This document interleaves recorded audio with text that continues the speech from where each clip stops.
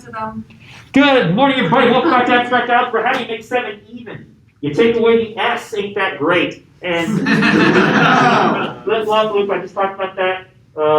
Those of you watching remotely, I apologize for doing all this before I remembered to hit record. But so it goes. We're cool too. Any questions or comments before we get started? Okay, so last time we had kind of started our proof that given any group G has to have only a single identity element. It's impossible for a group to have multiple identity elements. And we've kind of written our introduction and conclusion. We said that our introduction is kind of laying out the things that we have to work with. In this case, that we have a group, and since our strategy for showing uniqueness of something is to suppose we have two of them and then prove they have to be equal to each other, we supposed we had two identity elements, E and E prime. And the fact that they're identity elements means that if you take any element A in your group G, then doing the group binary operation with E on either side just gives you A, and with E prime on either side will also just give you A. And remember that when we say something like EA, that's really a shorthand for saying E star A, where star is the binary operation. We're not necessarily multiplying here. EA is just doing whatever our group operation is to both E and A. So that was our introduction. Our conclusion, we wanted to say thus E is equal to E prime.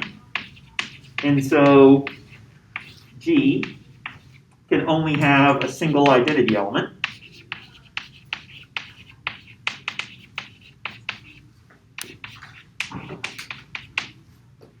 We had our introduction, which was, here are the things we have to work with. Our group is named G. E and G prime are what we're going to refer to be our two identity elements. And since our goal is to show that we can only have a single identity element, the way we would prove that is by showing E and E prime have to be the same thing. And then, so G can only have a single identity element. This is our conclusion, which is just kind of saying, and we have proven the thing that we wanted to prove.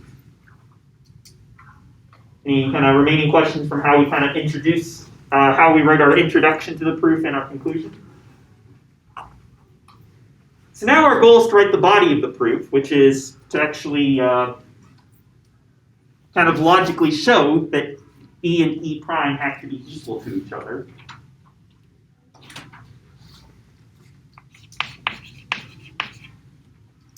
So here's my question for you. If we took E and we did the group operation E with E prime, if E and E prime are identity elements, what should that be equal to? Peter? That would be equal to E or E prime. Which one? We're trying to show that they're equivalent, so either or. Either or sounds nice. Would sound even nicer Both. is if it was both. Yeah. So here's the thing. I claim E is equal to this expression. If we take E, do the group operation with E prime, I claim that is going to be equal to E. So why is that? Why can we say that if we take E, multiply here by E prime, and again, I say multiply because that's what it looks like, but I don't necessarily mean multiply. Why do we know that E times E prime is going to be equal to E? Well, E is an element of the set, and E prime is an identity. So an identity combined with the binary operation for any element of the set is just going to yield that element of the set. You're just replacing A there with E. Yeah, exactly. E, we said right here, E we assumed is an element of our group. It's an element of the set G. And so, if we multiply anything in the set G by E prime, we're just going to get back the same thing. That's part of what it means. That's what it means for E prime to be an identity element of our group. So E is equal to E prime. since E is an element of G and E prime is an identity element of G. Comes from this property right here. However, I find that's also equal to E prime. So why do we know that E times E prime is going to be equal to E prime? Basically the same reasoning, but we know that E prime is G and E is an identity. Yeah. Basically, this exact same phrasing here, just swap E and E prime. We know that E prime is an element of our group G. That's something we assumed from the start. And we assume that E is an identity element of G. So basically, since E is an identity element of G, if we multiply E by anything in the group, including E prime, we should get back that other thing in the group, in this case E prime. So E is equal to E times E prime, since E prime is an identity element. And E prime is equal to E times E prime, since E is an identity element. And that's enough to tell us then E is equal to E prime. So in other words, our group can only have a single identity element.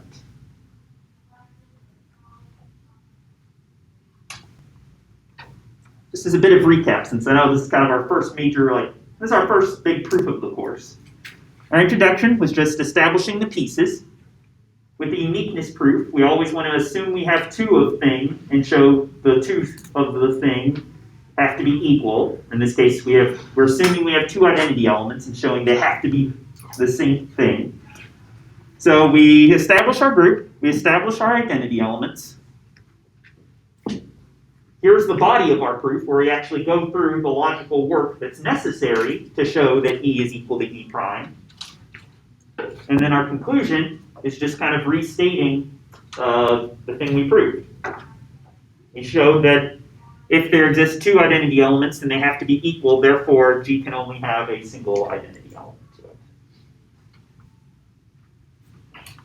What questions do you all have about this? It's kind of relatively short as far as proofs in this class are going to go. Most of them are going to be a fair bit longer, especially later in the semester. Elaine disapproves, which means very little to me. But this is kind of all of our proofs that we write from here on out. And starting in homework 2, the proofs I'm going to ask you all to be writing should all have this basic format to it with introduction, body, conclusion.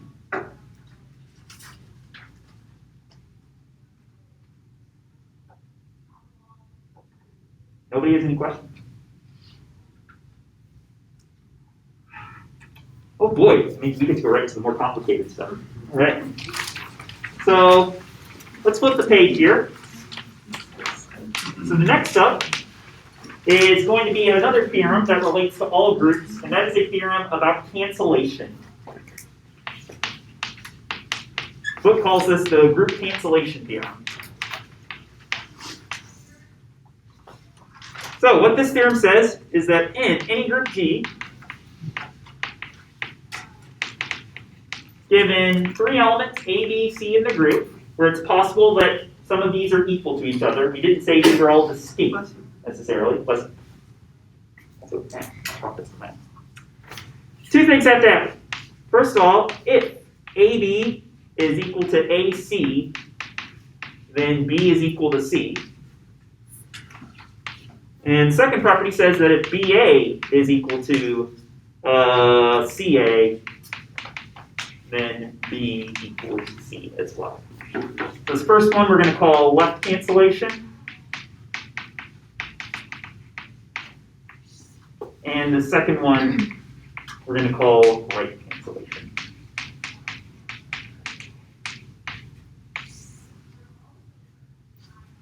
So basically what this is saying is that if you have something like AB equals AC, you can divide both sides by A. I'm putting in air quotations because it's not going to necessarily be division.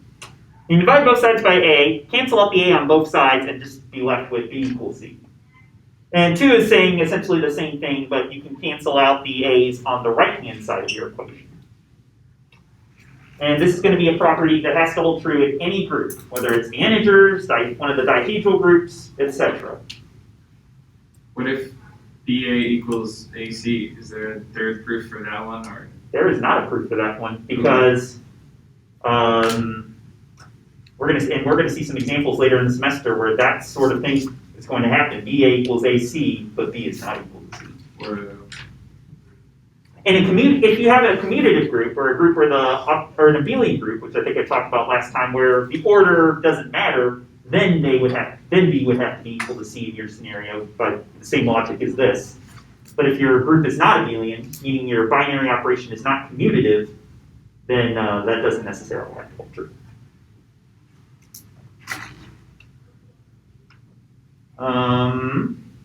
Actually, you know what? Here's a quick example.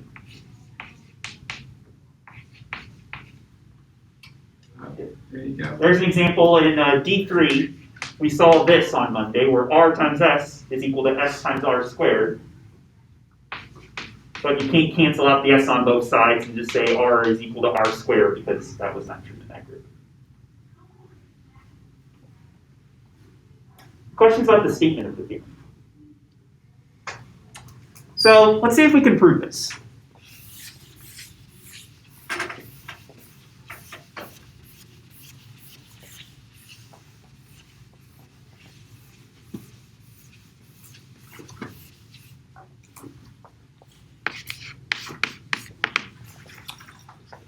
So how do you think we should start this proof?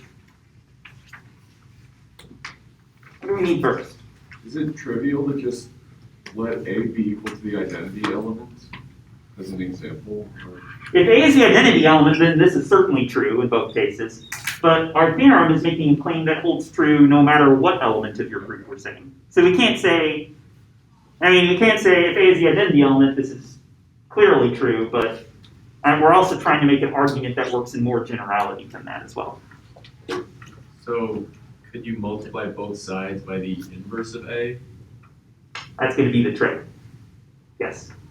But how should we start off our proof? We're not going to immediately say multiply both sides by A inverse, because we don't know what A is yet. With an introduction. Ooh, start with an introduction. I like it. So, in order to start off our proof, we first need to kind of introduce the things we're going to be working with. So what would be something nice that we could start with? Right. Let G be a group. Let G be a group. We don't have any groups yet in our proof, so it'd be nice to kind of start out with one.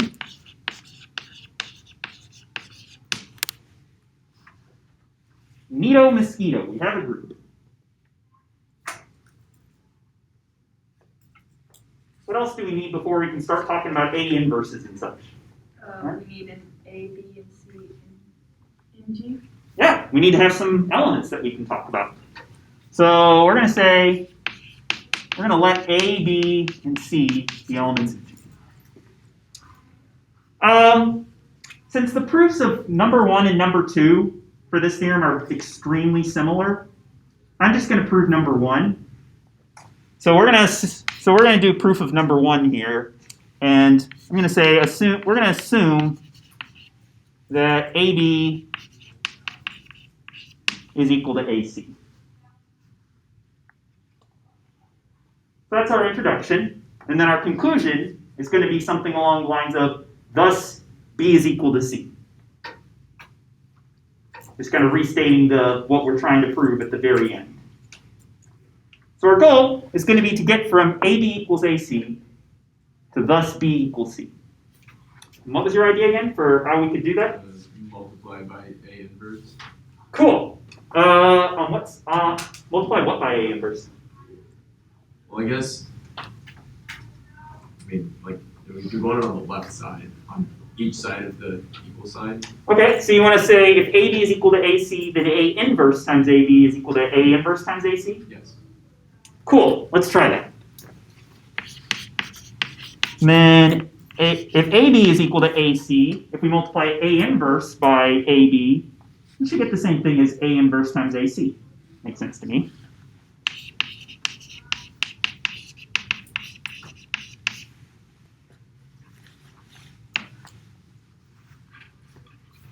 I'm on board with that.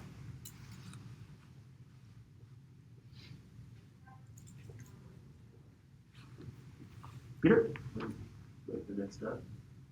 Sure. Uh, You have a next step. Because we know it's a group, you can change the parentheses.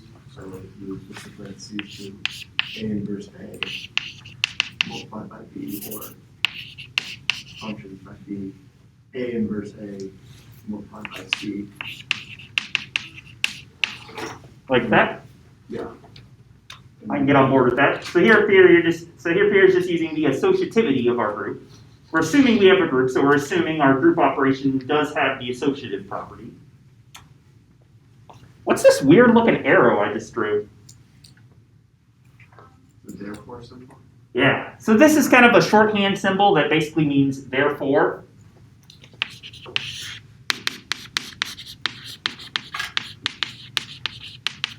So if A inverse times AB is equal to A inverse times AC, we're saying since that is true, therefore A inverse A times B is going to be equal to A inverse A times C. We could write out therefore and say that, but sometimes if you're going to do a bunch of lines of logic like this, just drawing a little arrow is a shorthand of saying the same thing.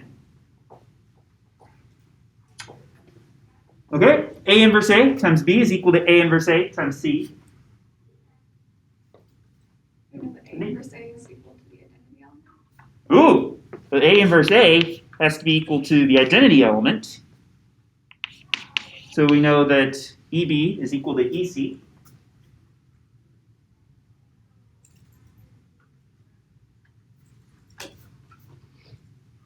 And anything times the identity element is just itself. And therefore, B is equal to C. So, thus, if AB equals AC, we know B is equal to C. I like it. So, we use the associativity of the group operation, and we use the fact that we had an identity element and inverses. We ended up kind of needing all the different properties of a group in order to make this work. But we were able to show that if we started with the assumption that AB equals AC, we were able to show from that B is equal to C.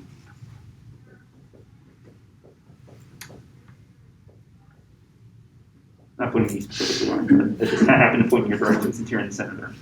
What if we did something a little different? So you all came up with a nice proof, I think, of this theorem, but mine was a little bit different. Let's assume at this point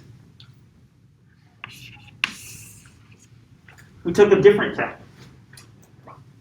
Because what I had was assume AB equals EC.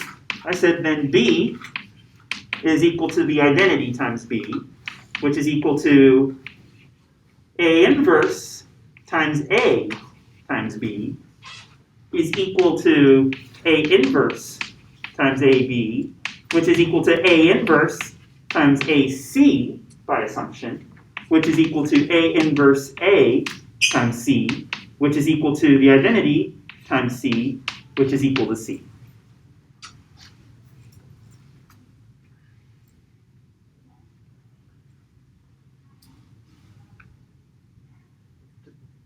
This also works. I came up with it, so you know it has to work. Either one of these any better than the other. Assume I ended with this statement too. So you have a conclusion still. Why don't you take a minute, talk to your neighbors if you feel comfortable doing so, and think about this. Is either one of these, would you say, necessarily any better or more effective than the other?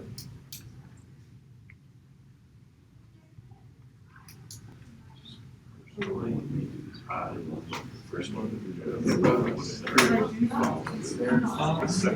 Same way. You just What I don't know is why you can't use that exact same method. My brain went that way too. When there's one. Logic. It's not allowed to choose where your A inverse goes, or how A inverse A different. Yeah.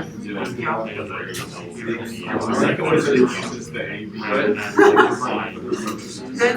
the foundation that my brain did. When answer This next one is like just outside. Well, right, I know that. It feels more like, Right, then let's say, let's which feels. Like ABA, if you already got Still through No, the I understand why it doesn't work, but I don't understand trail, why we can't prove that. then that way And you that can faster, but if you still know what's going on. Oh, well, it's whether I'm not proving is a consequence. That way you can follow your own thoughts. So if A, B equals C, Look at are we allowed to multiply Well, by it's just well, A yeah, first on yeah. this side and then A first on this side? No, because that's. Typical line class. I'm This literally is just scary. trying to discuss mathematics. Those are Good. different operations. Keep Well, doing it's not that. always different operations. Like if there's multiplication, it's like 2 times 3 is 3. Right, but we can't, we have to assume that it's a different operation. Just do it a third way. Okay. Do it, change B and C. Did I hear a suggestion of a third way? Yeah, just change B and C around. Wait, what? If you just replace all your B's with C's. So then you can show that AC is equal, if AC equals AC, then C equals C. No, you he's can also switch saying them. replace the C's Replace B's. with, yeah, the C's. Oh, with start B's. with here and just basically do the exact same argument in reverse is what you mean. Exactly. That would also work. That's my. Just like you could take each one of these and sort of swap the order of the equality in each one and technically get a different proof. So what did you all think about kind of comparing these two proofs to each other? Is there one that you all preferred more or thought was a bit more effective? I'm curious. I prefer yours because you're simply doing substitutions of stuff we already have, rather than multiplying a new thing into it. Seems like it's just substitution. Basically just a single line of equalities that starts at B and ends up at C, rather than kind of having to say, equation is true. Now a different equation has to be true. Now a different equation has to be true. Isn't that what you're kind of doing with that one though? You're saying this one's true because this one's true because this one's true. Is that so? Yes. Sort of the same. Yes. It's not. No way to know. I'm not disagreeing with you. I'm playing devil's advocate. That's fair.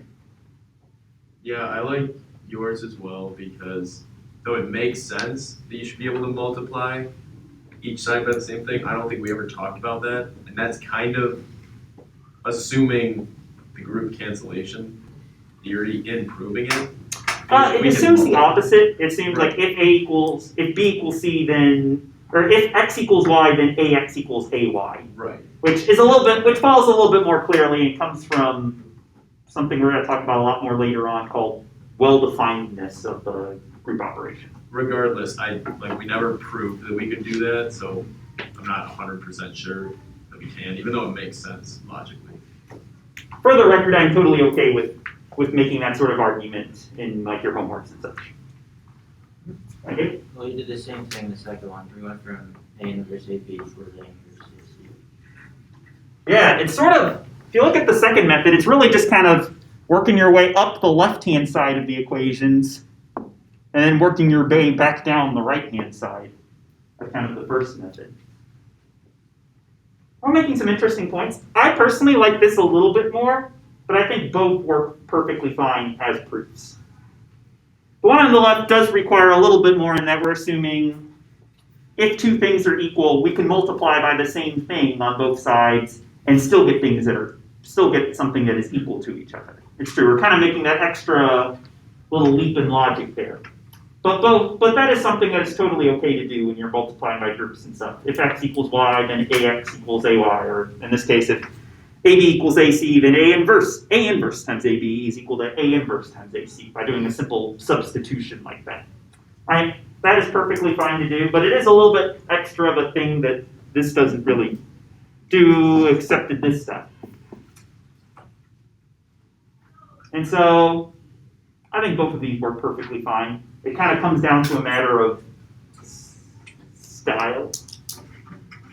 your own stylistic choices you make when you write these proofs. So yeah, that is totally up to you which of these you would use. Either one of these would be A-okay with me. Well, just to be clear, when you say like we're multiplying the A inverse, aren't we like doing the operation? Yes, whenever I say multiply, Just want to make sure, yeah. multiply is a lot quicker to say than do the group operation with. Yeah. But that's what I mean. That's what it looks like. And when I say multiply, that's really what I mean, is whatever the group operation is. If it's GL2R, then multiply. If it's the integers, then add. If it's the dihedral group, then compose your operations. Replace with appropriate group operation. Everyone okay with that? And then here's my proof of number 2.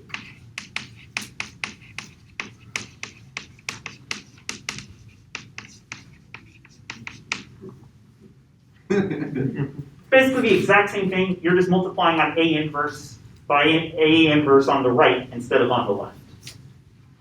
But otherwise it's pretty much the same line of thought, so I don't feel like writing it out. Questions or comments about the cancellation property? Either you or you. I figured it out, something that was confusing, but it's very little narrative. Okay. Awesome. Let's do another one. So next up, we showed that identity element is unique. Next up, we're going to show uniqueness of inverses. Here's the next theorem. In any group G, given any A and G, there must exist a unique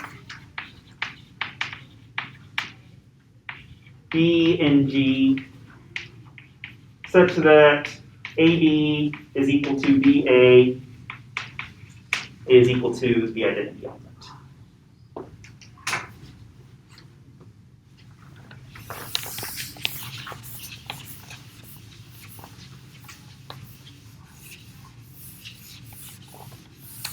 So this theorem is tricky in that it's technically asking you to prove 2 separate things.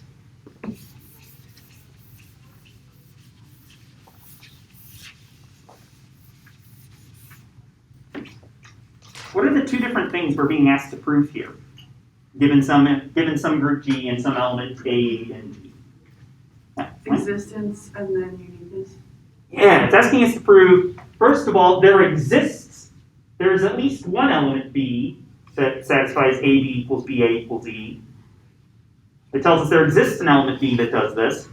And it also uses the word unique. So we also need to show not only there's at least one element that does this, but also there is no more than one element that does this. So in order to prove this theorem, we're actually going to have to prove both of those things, that there's at least one element that does this, and there's no more than one. Existence and uniqueness.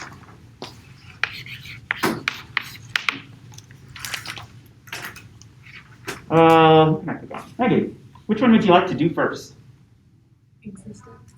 Correct answer. You could prove uniqueness first if you wanted to. I like doing existence first, personally. Let's start by proving existence. We're going to start by letting G be, I guess before I do this so I don't have to write it out twice, we're going to let G be a group and A be an element of G. So now we need to show existence, which means we need to actually find some element B that we can multiply A by on either side and get the identity. How could we find such an element B? Anybody have any candidates that they'd like to put forward for what this B could be? So you're just proposing, well, since we have a group, A has to have some inverse. Just use that. I like that idea. Yeah, so let's say, let's let B be an inverse of A. I'm using the word and here. In the uniqueness part, we're going to show that that's the only inverse, that there's only one inverse, and so We won't have to use an inverse from now on. We'll just say let B equal A inverse. For now, I'm going to see let B be an inverse of A. Well, if that's true, by definition of inverses, we know AB is equal to BA is equal to the identity element, because that's how we define inverses. An inverse of A is just something that we can multiply A by on either side and get back to the identity element. And if you want, we can say at least one such inverse must exist.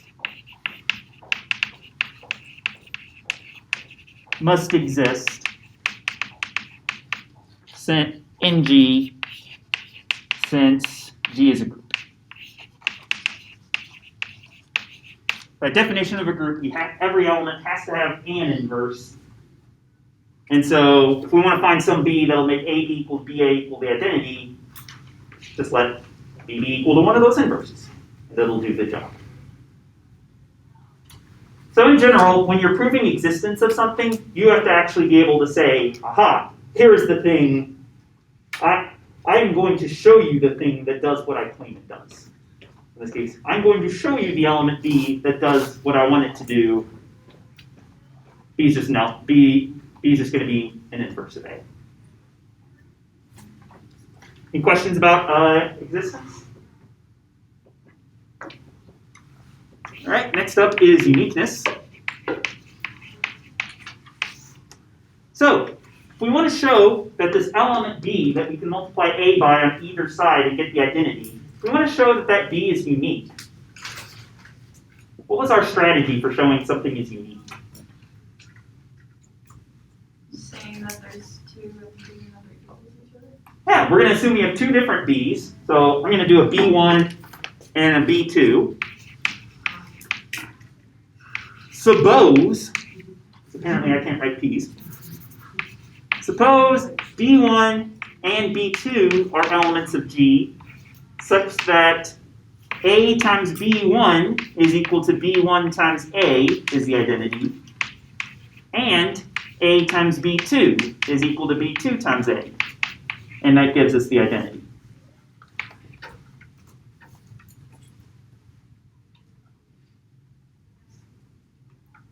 Well, I claim if we know AB1 is the identity and AB2 is the identity, I claim that immediately tells us that A times B1 has to be equal to A times B2, since they're both equal to the identity.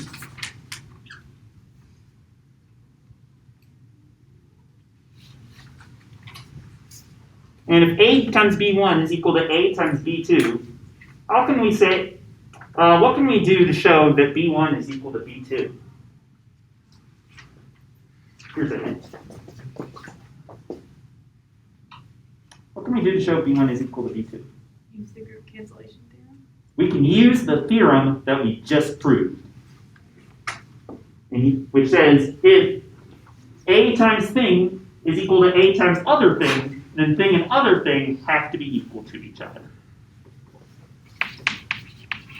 Then by group cancellation,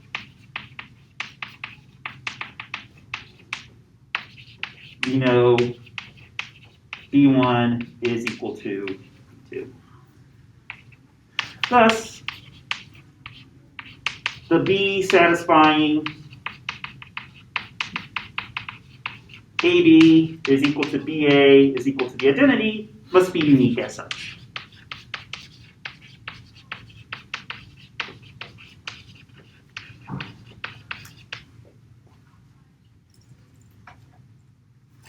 Again, I really like that you kind of invoked the theorem we already used.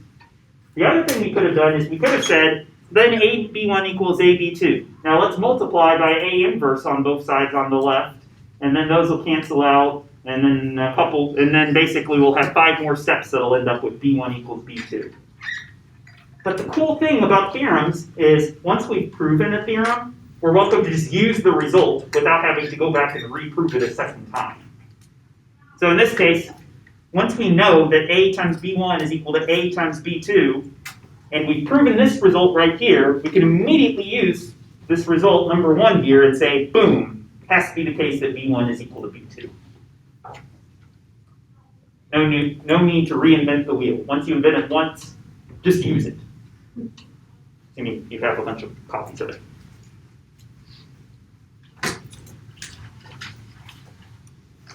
So that gives us existence and uniqueness. So our proof is complete.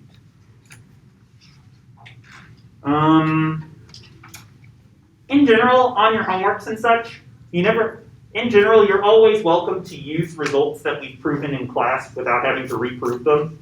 So like if I ask you a homework question that's asks you to prove something different, you're welcome to just use this without, just say, by group cancellation, since AB equals AC, thus B equals C, without having to go back through that argument a second time, because we've already shown it in class. How would we say that with like the other theorems of the day that don't have names? You just out of luck. If you don't have, if the theorem doesn't have a name, and a lot of our theorems won't, just say, since AB1, I would have also been fine if you'd said, then AB1 equals AB2, and so B1 equals B2. Okay. I would have been fine with you saying that. If it doesn't have a name, don't worry about trying to cite it. You don't have to say, by the third theorem that we proved on Wednesday, September 2nd, we know that. That's what I was gonna do. If you want to do that, you can, and I'll be impressed. But Not worth it. just you don't have to cite it. But it's nice to cite if it has a name, but if it doesn't, don't worry about it. Okay, thank you. Yeah, good question. Any other questions about this one? All right. I'm glad we're all having fun. All right, one more theorem for today. Socks and shoes theorem. Yay. This one has a fancy name. Wait, socks and shoes. I want to see before. Hope you're all wearing socks and shoes today. Some is embarrassing. Sucks.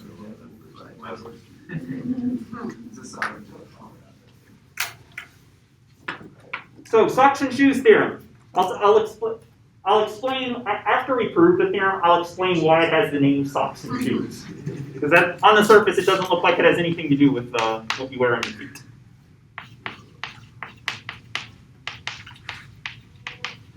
So what the socks and shoes theorem tells us is that in any group G, given A and B elements of our group, we know that AB inverse is equal to B inverse A inverse. So if you take A and B, you combine them using the group operation. There, I didn't say multiply. Combine them with the group operation and then take the inverse of that. That's the same as taking the inverse of B and the inverse of A and combining those with the group operation in that order.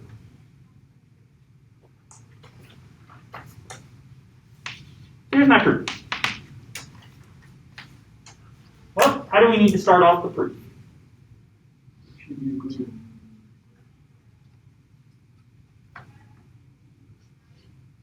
Here's some muttered comments. Let B G group. Let B G a group.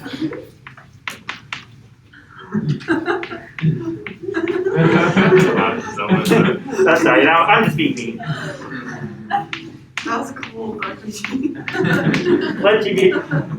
I just did the same thing with like B's and P's earlier, so I'm glad I'm not the only one doing this. All right, let G be a group. It's a good way to start. We're establishing the group. In case you haven't figured it out, you're going to be starting a lot of theorems this semester with this sentence. Until we get to rings and you start off with let R be a ring. So we're going to let G be a group. We're going to let A and B be the elements of G. And our goal is going to be to show that AB inverse is equal to B inverse A.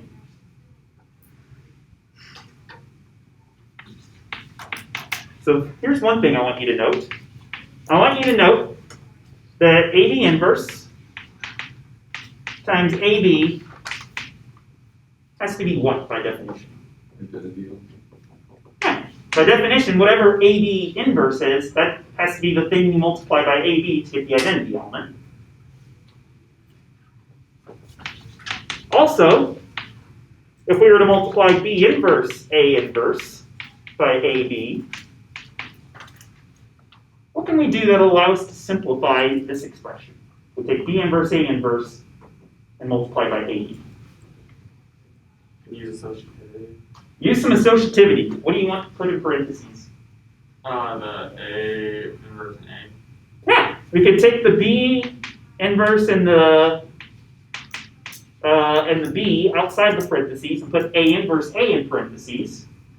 And then by definition, this will give us B inverse EB. Beb.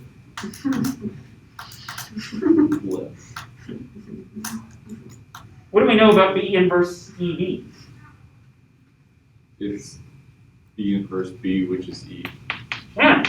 Doing the group operation with E in here doesn't matter. That's just going to give us B inverse B, which is itself equal to E. So what do we know? We've shown AB inverse times AB is equal to E. We've shown that B inverse A inverse times AB is equal to E. Therefore, they have to be equal to each other. So thus, AB inverse times AB is equal to B inverse A inverse times AB. How can we finish that off? With the right group cancellation. Yeah, we can use our right group cancellation, kind of cross out the ABs on both sides, and we're left with AB inverse equals B inverse A inverse. And by cancellation, AB inverse equals B inverse A inverse as designed. And we don't really have to say another line where we wrap things up with our conclusion. Thus, we have shown that AB inverse equals B inverse A inverse because kind of just said that with our last bit here. As desired is kind of more my personal style. I just put at the end of like, when you're proving two, if you have two things you want to show they're equal as desired. But that is totally unnecessary. It doesn't really add anything except flair.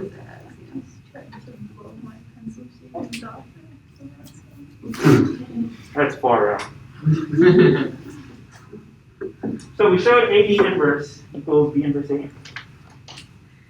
Note that in general, this is often not going to be equal to A inverse B inverse.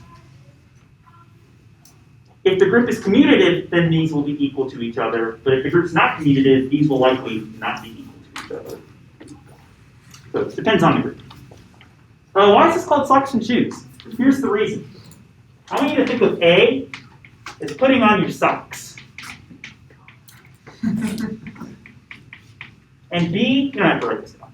It's putting on your shoes. This is what the first word is. So, you want to get going in the morning, you want to put on your socks and shoes. Which one are you going to do first? Socks. You put your socks on first, and then you put on your shoes. So, when we take AB inverse, that's going to be the act of taking off your socks and shoes. Because AB is going to be putting them on, so AB inverse is naturally going to be the act of taking them off.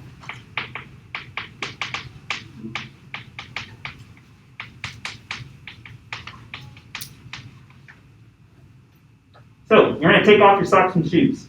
Which one are you going to do first? Shoes. But you put your socks on first. Why are you taking your shoes off first?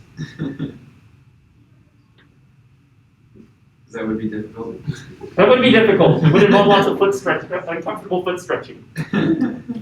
Yeah, the reason is you have to take off your shoes before you can take off your socks, because even though when you're putting stuff on, you put on your shoes second, when you take stuff off, when you undo that action, you have to undo the last thing first before you can undo the first thing.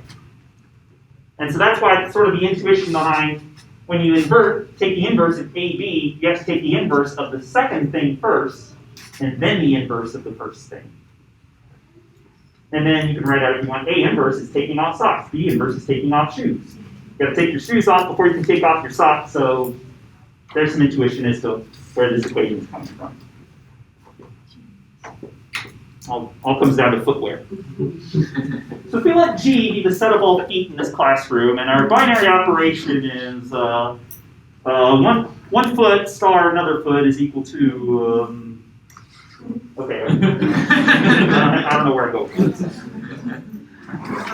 But these 4 theorems are all going to be results that hold true no matter what your group is. We're also going to see a lot of theorems that only hold true for specific types of groups, like cyclic groups or dihedral groups and such. When we come back on Friday, we're going to start talking about special types of groups called subgroups, which are going to be little groups that live inside of bigger groups. We're going to start by looking at some examples of different types of these little groups living inside bigger groups. And then after that, which will probably take us through most of Friday, and then next Monday we're going to prove a bunch of properties relating to how do subgroups behave, how do you prove something is a subgroup or is not. Have a good day, y'all. I will see y'all on Friday. Let's start that homework 1. So as far as the Oh, let me Yeah, I saw. other